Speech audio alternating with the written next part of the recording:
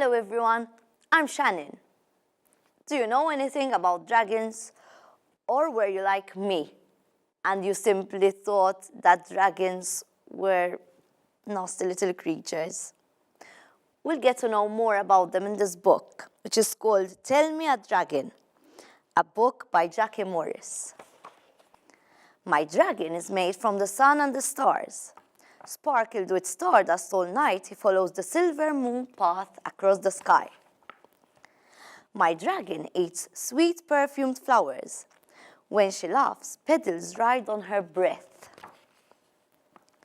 My dragon is snaggle-toothed, fierce and brave. My dragon is as big as a village, jade-winged, amber-eyed, with a tail as long as a river. My dragons are tiny, with whisper-thin wings of rainbow hues. My dragon is a sky dragon. Together, we ride to the secret music of the wind. My dragon is a sea dragon.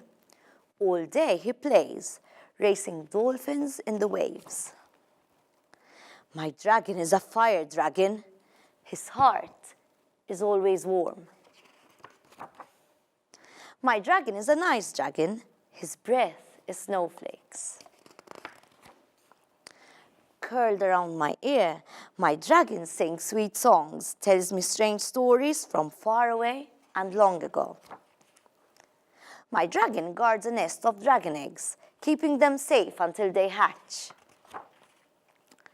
Curled around my pillow, my dragon sleeps and keeps one eye on the door to be sure no monsters creep into my dreams. Now, tell me your dragon. Field notes and observations on the lives and habits of dragons.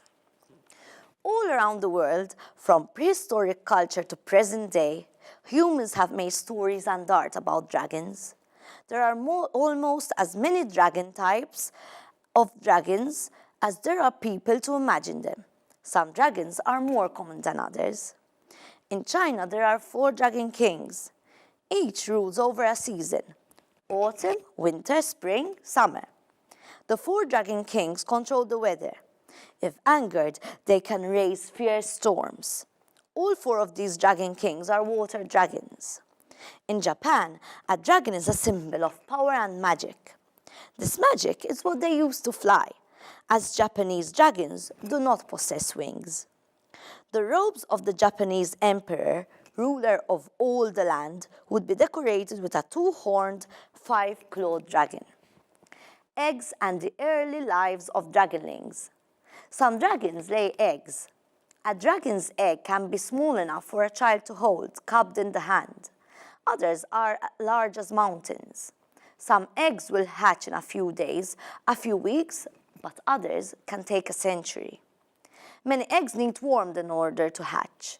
A few require fire. The eggs of the ice dragon are laid beneath the ice in rivers and streams. They will only hatch when the temperature is low enough to freeze salt water. Many dragons choose to lay their eggs with a guardian dragon to ensure they are kept safe. Some dragons make safe and secret nests hidden from the eyes of the world. Cuckoo dragons lay their eggs in the nests of small birds. Something about dragons: their skin, scales, and feathers. Most dragons are scaled. Like reptiles, they shed their skins in order to grow. If found, a dragon's skin can be fashioned into armor, light to wear, but through which no sword nor arrow can ever pass. A dragon's skin is very hard to find. Dragons are proud. Shy of humans, they spend many hours grooming and polishing their fine scales or feathers until they gleam. If a dragon should give you the gift of a scale, it means they will always come if you call should you ever find yourself in mortal danger. Keep it safe. Never give it away. Never show it to anyone. How interesting. So many details and interesting facts about dragons, their skins, their eggs. And did you know that there are so many different types of dragons? Which one do you like best? And what about your dragon? What does it do? Does it keep you safe? Or maybe it keeps you company when you are lonely? I know one thing. My dragon helps me relax and dances with me when I'm sad. Until next time, bye-bye.